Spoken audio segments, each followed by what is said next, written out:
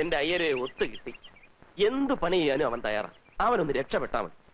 എന്തും കൊടുക്കാൻ ഞാനും തയ്യാറാ. ആ ചെറിയാന്റെയും പിഷാരടിയുടെയും കയ്യിൽ നിന്ന് ഒന്ന് രക്ഷപ്പെട്ടാ മതി. രാവിലെ ഇവിടെ കുത്തിയിരുന്ന് ജാതകം വായിക്കാതെ എന്നെ ഒന്നും സഹായിക്കും. നിങ്ങൾക്കൊക്കെ ദോശ വിട്ട് തീർക്കാനുള്ളതല്ല എന്റെ ജീവിതം. എന്നാര് പറഞ്ഞു? തൽക്കാലം ഞങ്ങൾക്ക് വേണ്ടി ദോശ ഇടുക എന്നുള്ളതാണ് നിന്റെ കർമ്മം, ജാതക യോഗം. ദോശ ഇരുന്ന് അടുക്കളയോട്ടിൽ അവിടെ കിടന്ന് കരിയട്ടെ. അതാണ് നമ്മുടെ വീട്. നീ നേരെ അടുക്കളയിലോട്ട് എന്നൊരു ചായ ഇട്ടോ. ആ, അവിടെ ഇരിക്കുന്ന ആരെയും മൈൻഡ് ചെയ്യണ്ട.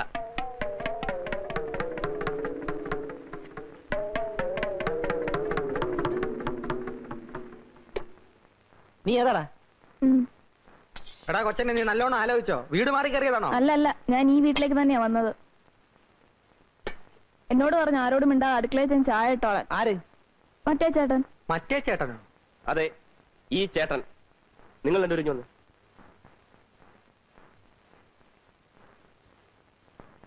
ദേ, ഒരു കാര്യം ഞാൻ പറഞ്ഞേക്കാം. ഇനിയെങ്കിലും ഈ വീട്ടിൽ സമാധാനം വേണം. ഇന്നു മുതൽ അടുക്കള കാര്യമല്ല അവൻ നോക്കിക്കൊള്ളു. ചാപ്പാട് സമയത്ത് രണ്ടുപേരും വാ എന്ന് തുറന്നു കൊടുത്താൽ മതി. അവനോട് അധികം വർത്തമാനമൊന്നും വേണ്ട. നീ എന്ത് വർത്തമാനായി പറയുന്നത്? അത് കൊള്ളാം. അപ്പൊ ഞങ്ങളൊക്കെ വെറും ഓച്ചന്മാരോ? അത് പിഷാരടി പറഞ്ഞത് നേരാ. നീ ഒരുത്തനെ കൊണ്ട് നിർത്തിയെന്ന് വെച്ച് അവൻ ഞങ്ങളെ റെസ്പെക്ട് ചെയ്യണ്ടേ? അതിനായം ഒരു പയ്യൻ വീട്ടുവേലക്ക് വന്നാൽ എല്ലാവരും ഒന്ന് പരിചയപ്പെടുത്തണം. അതെ അതെ, അല്ലെങ്കിൽ നാളെ അയ്യർ എന്തെങ്കിലും ആവശ്യത്തിന് ഇങ്ങോട്ട് കയറി വരുമ്പോ താനേത് കൊച്ചാണോ എന്ന് ചോദിച്ചാൽ എന്ത് ചെയ്യും? അതെ, ഞാനിപ്പോ എന്താ വേണ്ടത്? ഞങ്ങളെയൊക്കെ മാന്യമായ രീതിയിൽ ഒന്ന് പരിചയപ്പെടുത്തണം. ഇരി. ആ, അയ്യരും ഇരുന്നോ?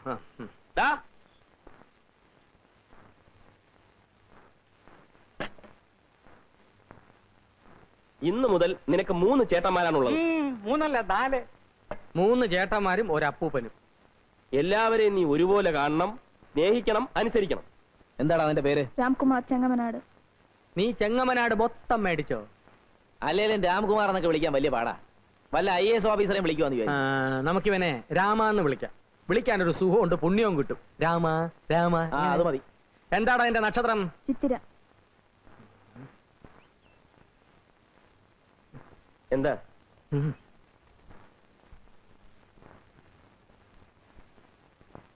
അവനെ പറഞ്ഞുവിട്, പോക്ക് കേസാ.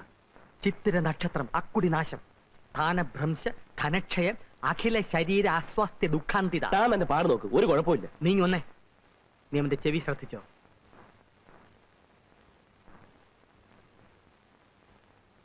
ആനച്ചെവിയാണ്, അതായത് കൃത്യബോധവിഹീനൻ. നിനക്ക് മനസ്സിലാകുന്ന ഭാഷയിൽ പറയാം, ഗജ ഫ്രോഡ്. അത് ഞാൻ നോക്കിക്കൊള്ളാം. എല്ലാം സാറ് നോക്കിക്കൊണ്ടാ മതി. തൽക്കാലം അവനൊന്ന് പണി ചെയ്ത് തുടങ്ങട്ടെ.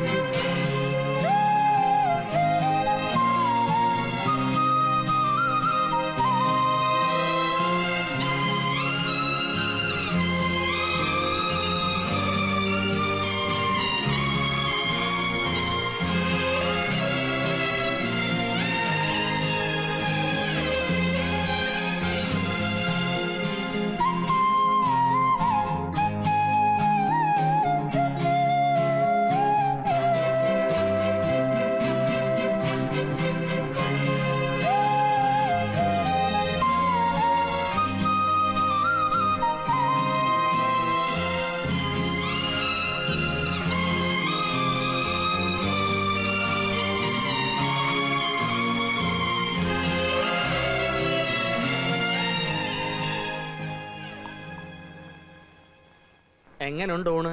കൊള്ളാം. എന്നാ കൊള്ളുകാല. കന്നാലിക്ക് കൊടുക്കുന്ന പോലെ ചേനയും വാഴയ്ക്കും കണ്ടം തുണ്ടമായി വെട്ടിയിട്ട് പുഴുങ്ങി അവിയലാകില്ല കേട്ടോടാ. അങ്ങനെ ആക്ഷേപിക്കൊന്നും വേണ്ട, അവൻ നന്നായിക്കോളും. പണ്ട് എനിക്ക് അൾസറ, എനിക്ക് എന്റെ ആരോഗ്യം നോക്കിയേ പറ്റൂ. എന്നാ എനിക്ക് എന്റെ ആരോഗ്യം നോക്കിയേ പറ്റത്തുള്ളൂ. എനിക്ക് ഇനി കണ്ടവനെ ക്ലാസ് ഇടാൻ പറ്റിയല്ല.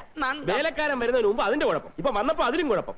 ഉണ്ടോ? ഓ, അങ്ങനെ എനിക്ക് വേണ്ടി വെയിറ്റ് ചെയ്യുന്ന പതിവൊന്നും ഇവിടെ ഇല്ലല്ലോ. എന്നാ ഉണ്ണുന്നതിന് മുമ്പ് കുറച്ച് വെള്ളം ബാത്റൂമിൽ വെച്ചേക്കണം, ഉടനെ ആവശ്യം വരും. ഓ, അത്രയ്ക്ക് പോറൊന്നുമല്ല. നീ എന്തിനാ അവന്റെ സൈഡിൽ നിൽക്കുന്നേ? പിന്നെ ഇയാളെ ഉണ്ടാക്കും. നിങ്ങൾ ഇങ്ങനെ കീരിയും പാമ്പും കളിച്ച് ഇനി എന്നെ മണ്ണനാക്കാൻ ശ്രമിക്കണ്ട. എന്ത് പ്രശ്നം വന്നാലും ഒരു മാസം അവനിവിടെ നിൽക്കും. അതിനാവും വെച്ച് ഞാൻ അവനെ എല്ലാം പഠിപ്പിച്ചെടുത്തോളാം. അല്ല, അവനെ പഠിപ്പിച്ചെടുക്കാൻ അങ്ങ് തീരുമാനിച്ചു. എന്നാൽ അവൻ എവിടെ കിടക്കും? അവനിവിടെ എവിടെയെങ്കിലും കിടക്കും. അവനെന്താ ആനയാണോ? ആനയല്ല, ആന ചെവി.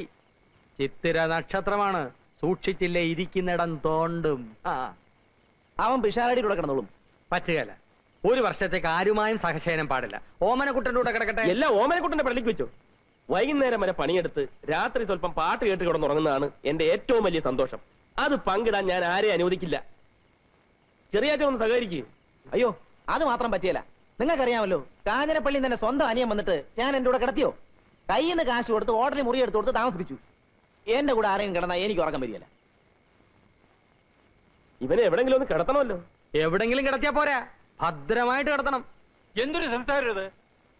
മൈക്കിൽ കൂടി വിളിച്ചു പോകുന്നല്ലോ. ഞങ്ങൾ അയ്യരുടെ ഗതികേടിനെ പറ്റി സംസാരിച്ചിരിക്കുകയായിരുന്നു. സമയത്ത് വാടക കിട്ടുന്നില്ലെന്ന് ഒഴിച്ചാൽ പിന്നെ എനിക്കെന്താ ഗതികേട്? എന്താ ഗതികേടെന്ന്? രാത്രിയിൽ അയ്യര് ഉറങ്ങാൻ കിടക്കുന്നു. പെട്ടെന്ന് തൊണ്ട വരലെന്ന പോലെ നെഞ്ചിൽ ഒരു വേദന.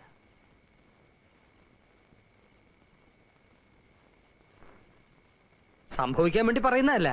അയ്യർ കാലിയാകാൻ പോകുന്നു. ഒരു ഗ്ലാസ് വെള്ളം വേണം. എന്ത് ചെയ്യും? ഞാൻ പറഞ്ഞു ശരിയല്ലോ ഓമനക്കുട്ടാ? ശരിയാണോന്ന് ചോദിച്ചാ അങ്ങനെ സംഭവിക്കാവുന്നതേ ഉള്ളൂ. പക്ഷേ നമ്മൾ മൂന്നുപേരും ഉള്ളപ്പോ അങ്ങനെ സംഭവിക്കാൻ പാടില്ല. ആ, അതുകൊണ്ടാ ഞാൻ നേരത്തെ പറഞ്ഞേ. ഉടനെ നിങ്ങൾ എന്നെ കടിച്ചിറാൻ വന്നില്ലേ? രാമ,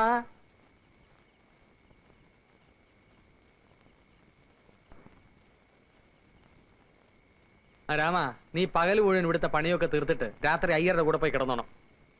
പോത്തുപോലെ ഉറങ്ങാനല്ല. നട്ടപ്പാതിരാക്ക് അങ്ങേർക്ക് വല്ല വിമ്മിഷ്ടമോ ശ്വാസം മുട്ടലോ എന്തിനാ വന്നാ ഇങ്ങനെ കൂടെ കൂടെ പറയുന്നത്? പയ്യന് മനസ്സിലാകണ്ടേ അയ്യരെ? വന്നാൽ ഉപകരിക്കാൻ വേണ്ടിയാ.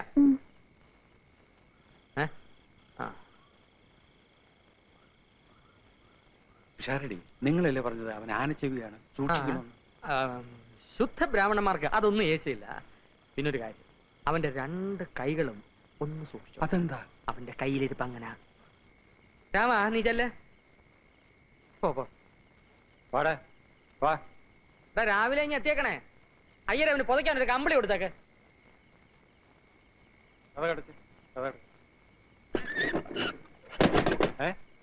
എന്താ ഇത്?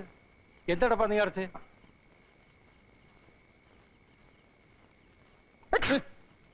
എന്താ ഇത്? ഞാൻ തുമ്മിയതാ. ശ്ശോ.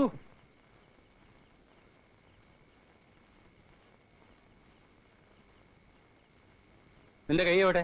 ദേ എവിടെ? ഇതേണ്ട. ഇതിനെ പുറകെ കിട്ടുന്നത്? മനുഷ്യൻ സ്വസ്ഥാനമില്ലെന്ന് വെച്ചാൽ അല്ലേ? എനിക്കകത്തൊരു പൂജയുണ്ട്, അത് കഴിഞ്ഞിട്ട് ഞാൻ വിളിക്കാം. അവിടെ നിന്നാ മതി കേട്ടോ. അവിടെ നിൽക്കാൻ പറഞ്ഞില്ലേ? അവിടെ നിന്നാ മതി. ആ